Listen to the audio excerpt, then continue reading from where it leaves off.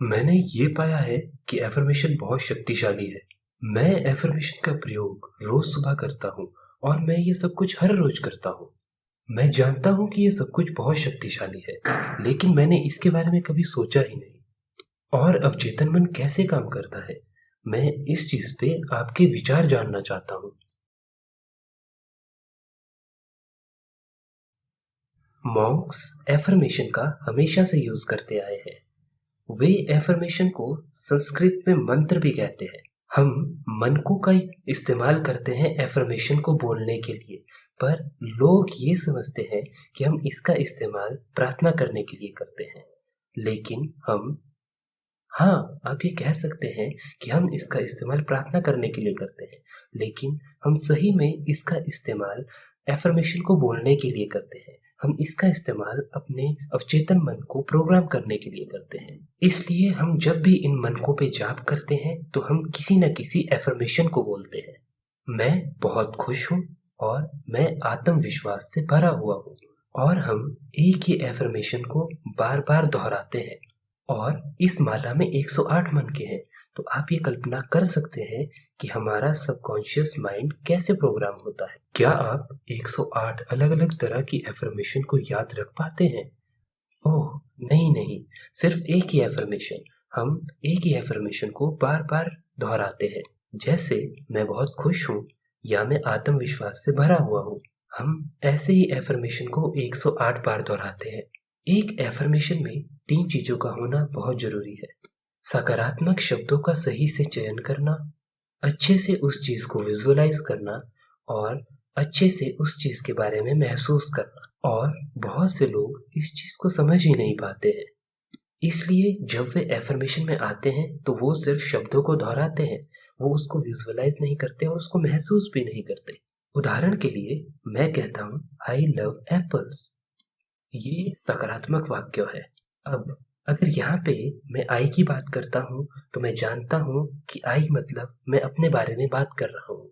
और मैं लव की बात करता हूँ तो मैं प्यार को अच्छे तरीके से जानता हूँ। और मेरा दिमाग भी जानता है कि प्यार क्या चीज है। लेकिन जब मेरा दिमाग एप्पल की बात करता है तो मेरा दिमाग कंफ्यूज हो जाता है। मेरा दिमाग मेरी पूरी हार्ड डिस्क को सर्च करना शुरू कर देता है। वो सब उन चीजों को निकालना शुरू कर देता है जो मेरे दिमाग में एप्पल वर्ड से जुड़ी हुई है। लाल एप्पल, हरा एप्पल, पीला apple, honeycrisp apple, red delicious apple, Fuji apple, Apple MacBook Pro, Apple Air, Apple iWatch, Apple iPhone, Apple iPad. वो किस एप्पल के बारे में बात कर रहा है, मेरे पास इसका कोई भी आइडिया नहीं है ना? इसीलिए सिर्फ शब्द ही अकेले काफी नहीं है। इसीलिए हम विजुअलाइजेशन भी करते हैं। तो जब मैं कहता हूँ आई लव एप्पल्स और मैं एक बड़े लाल सेब को विजुअलाइज करता हूँ, तब मेरा दिमाग कहेगा ओह, ये आदमी इस चीज के बारे में बात कर रहा है। I love apples. वो एक बड़े लाल सेब को पसंद करता है। एक खास तरह के सेब को पसंद करता है, जो एक वॉशिंगटन और हनी क्रिस्प एप्पल है जिसमें हल्का सा पीलापन भी है। इसीलिए शब्द और विजुअलाइजेशन दोनों बहुत ही ज्यादा जरूरी है। और अब बात करते हैं महसूस करने की। जो आप महसूस करते हैं वो आपकी भावनाओं से जुड़ा हुआ है। और आपकी भावनाओं में ही असली शक्ति है। आप फेमस साइंटिस्ट टेस्ला के बारे में तो जानते ही है। उन्होंने एक बहुत अच्छी बात कही थी जो हिंदू ग्रंथों से भी जुड़ी हुई है। उन्होंने कहा था कि अगर आप ब्रह्मांड के रहस्य को जानना चाहते हो तो आपको वाइब्रेशन, फ्रीक्वेंसी और एनर्जी के बारे में सोचना होगा। आपको उन पे रिसर्च करनी होगी। इसलिए अगर आप ब्रह्मांड के रहस्य को जानना चाहते हैं तो वाइब्रेशन, फ्रीक्वेंसी ऑफ एनर्जी के बारे में सोचिए। हर चीज ऊर्जा से बनी हुई है। वो एक खास फ्रीक्वेंसी पे वाइब्रेट हो रही है। हर एक छोटा सा छोटा एटम एक फ्रीक्वेंसी पे वाइब्रेट हो रहा है। और बहुत सारे एटम मिलकर एक बड़ी चीज बनाते हैं। इसलिए आपके अवचेतन मन में जो भी बातें हैं वो एक खास फ्रीक्वेंसी पे वाइब्रेट कर रही है। हो सकता है गुस्सा 30 किलो हर्ट्ज पे वाइब्रेट करता हो और हो सकता है खुशी 30 किलो हर्ट्ज पे वाइब्रेट करती हो। मैं नहीं जानता असली फ्रीक्वेंसीज क्या है। बस मैं एक उदाहरण देने की कोशिश कर रहा हूँ। पर हर एक चीज एक खास फ्रीक्वेंसी पे वाइब्रेट हो रही है। और अगर आप अपने अवचेतन मन में जाते हैं और एक बात बिल्कुल ऊर्जा के साथ उसमें डालते हैं जो एक खास फ्रीक्वेंसी पे वाइब्रेट कर रही है। आप उस तरह की चीजों को आकर्षित करना शुरू कर देंगे जो उस फ्रीक्वेंसी पे वाइब्रेट हो रही है।